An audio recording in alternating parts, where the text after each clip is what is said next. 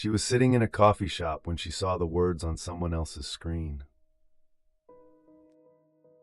Not meant for her. Just a stranger's laptop 2 tables over. But the phrase stopped her cold. She read it 3 times without breathing. That was the thing living in her chest. That was the shape of every hard morning. Every room she could not quite enter. Every conversation where she smiled and said she was fine. Someone had named it, and she started crying into her latte. She had been trying to explain it for years, to therapists, to friends who asked why she was so tired all the time, to herself at 3 in the morning when sleep would not come. The words never worked. She would start a sentence and it would collapse halfway through. It's like and then nothing, just gestures, just metaphors that did not land. Her body knew, her body had known since she was 7. The way her stomach clenched when her father came home, the way she learned to read a room before entering it, the hypervigilance that felt like survival and looked like anxiety. But knowing in your body is not the same as knowing in language. She tried different words over the years: stress, overwhelm, childhood stuff. Nothing fit exactly. Nothing explained why she checked the locks 3 times before bed, or why compliments felt like traps, or why she apologized for things that were not her fault. The wound was there, shaping everything, but it had no name. Until that Tuesday in the coffee shop when she saw those words on a stranger's screen and something inside her said yes. That is what this has been. All this time. She Googled it on her phone, read for an hour, cried again, not sad crying, recognition crying. She texted her best friend, "I think I finally know what's wrong with me." Her friend texted back, "Nothing is wrong with you." But that was not quite it either. Something had happened to her, something that left a mark, and now the mark had a name. We carry things for years before we have words for them. The feeling in the chest, the tightness in the throat, the way we move through the world like we are always bracing for impact. It lives in us, shapes our days, colors how we see ourselves. But we cannot point to it, cannot explain it to someone else, cannot even explain it to ourselves in a way that makes sense. So we make up stories. We tell ourselves we are just sensitive, just difficult, just not built for this. We watch other people and wonder why they do not seem to be carrying the same weight.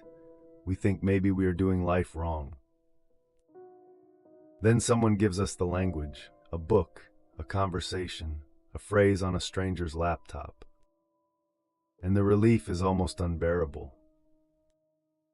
Not because anything has changed. The wound is still there, still aching in the same place it always has. But now we are not alone with it. Now it has a shape, a history, a name that other people recognize when we say it out loud. We think the name will fix us. It does not, but it confirms that we were not making it up, that the pain was real, that we were not weak for feeling it.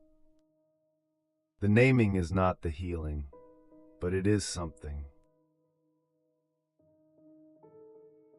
I keep thinking about the gap, the years between the wounding and the naming. How many rooms did she enter carrying that thing she could not describe? How many times did she try to explain and give up halfway through? How many people told her to just relax, just let it go, just stop overthinking? And she tried, she really did. But you cannot let go of something you cannot see. You cannot heal a wound that has no name. The naming does not erase those years. She still lost them, still spent them thinking she was broken in a way that had no language, still arranged her whole life around the edges of something she could not define. But maybe that is what wounds do. They take up space long before we have words for them. They shape us in the dark. And maybe the naming is not about getting those years back.